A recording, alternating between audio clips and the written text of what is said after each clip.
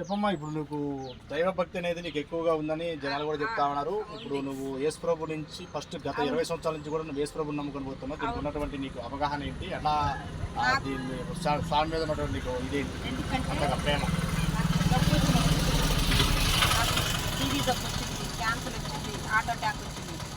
నేను 3 సార్లు బతికించింది దేవుడు. ఆ నమ్మకంతో నా యేసేని నాకు దేవుడు ఈ లోకంలో దేవుడికి తప్ప నుంచి నాకు గురువు లేదు. అసలు నాకు ఎవరితోనే అవసరం. నా యేసే ఎక్కడే లోకం లేని వరపుత్రుడు, లోకం లేని మన కోసం చనిపోయి లేచినవాడు, కలవరలో మన కోసం మరణమైండు, మన కోసం అమూలమైన రక్తాన్ని దారపోసిండు, అమూలమైన రక్తాన్ని దేశానికి దారపోసి ఇంకేం కావాలి? ఎన్ని ఊర్ల వరకు నువ్వు సువార్త చెప్పొచ్చు? నేను 26 ఊర్లు చెప్పొచ్చిన సువార్త. దేవుడు ప్రకటించిన 26 ఊర్లు. ఇంకా ప్రకటించేది నాకు దేవుడు. నేను సచ్చిన నేను నాకు తప్పది మా నాట అటాక్లో నేను చనిపోయినా. అయ్యా నీ శక్తితో నన్ను బతికించుకున్నావు. నేను చనిపోయినా ఈ భూమి మీద ఉన్నా లేకున్నా నీ కొరకు సమర్పించుకున్నా, నీ కొరకే చచ్చిపోయినా నువ్వే బతికించిన వాడు. ఈ శరీరం నీది, ఈ భూమి నీది, ఈ ఆకాశం నీది, ఈ రాజ్యం నీది, ఈ మనుషుని హింసించిన వాడి నీ లోకం లేని వరపుత్రుడు నువ్వు కూడా కంటే అమూలమైన రక్తాన్ని మా కోసం దారపోసినట్టే, మా కోసం లేచినట్టే, మా కోసం ఈ జనాన్ని పాపిని కూడా ఎంత పాపిని చేసి కూడా అమ్మా అని ఇంకోటి ఏంటంటే అమ్మా, ఇప్పుడు పాస్టర్ లాగా ఒక చర్చికి పాస్టర్ లాగా నువ్వు సువార్త చెప్తున్నావా, లేకపోతే ఒక భక్తురాలిగానే చర్చి కూడా నాకు అయ్యగారితోనే ఉన్న సంబంధం ఉంది. నేను పోయే చర్చికి సంబంధం ఉంది. కానీ నన్ను దేవుడు అమ్మ నువ్వు సువార్తకి వెళ్ళమ్మని నువ్వు బయలుపరిచిండు దేవుడు. అంతే. నాకు ఎవరు వద్దు, నాకు దేవుడే కావాలి, నాకు ఏసయ్యే కావాలి, నాకు లోకం లేని వరపుత్రుడు, నాకు దేవుడే కావాలి.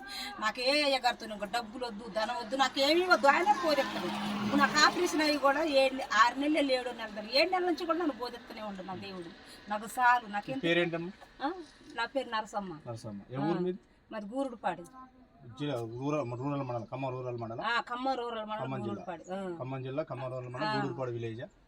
ఇక్కడ విలేజ్ లో ఎన్ని సంవత్సరాల నుంచి ఉంటున్నావు? నేను 25 సంవత్సరాలు దేవుడిని 25 సంవత్సరాలు కూడా సువార్త ప్రకటిస్తూనే ఉన్నా. నేను బండి ఎక్కిన వాళ్ళకి, బండి దిగిన వాళ్ళకి, బస్సులు పోయే వాళ్ళకి ఏ ఆపద వచ్చినా గానీ అనేది ఏంటంటే అంటే కించపరిచినట్టుగా మేము మాట్లాడలేదు దేవుణ్ణి.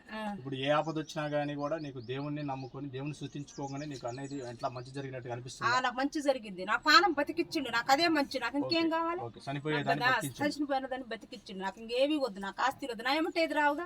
నేను పుట్టినాడు ఏం తెచ్చుకోలే, నేను పోయినాడు కూడా ఏం చేసపోయింది. నాకు దేవుడు కావాలి. నాకు పరలోక రాజ్యాల గత చూడు చాలు. నాకు అదే కావాలి. జనం తెలియపరిచిన వాళ్ళు, నమ్మని వాళ్ళని వాళ్ళు నా గురించి, నా మాట గురించి వాళ్ళు నమ్మితే నేను బతికొస్తున్నాను.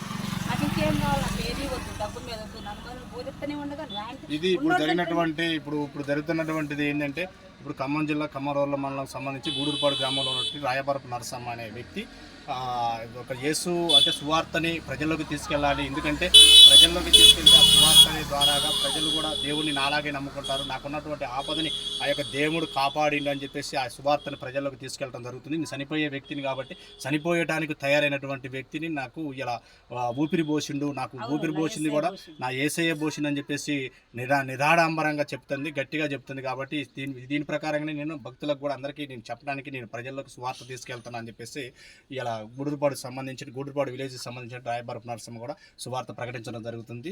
Over to news Gudurupadu Lakshminarayana.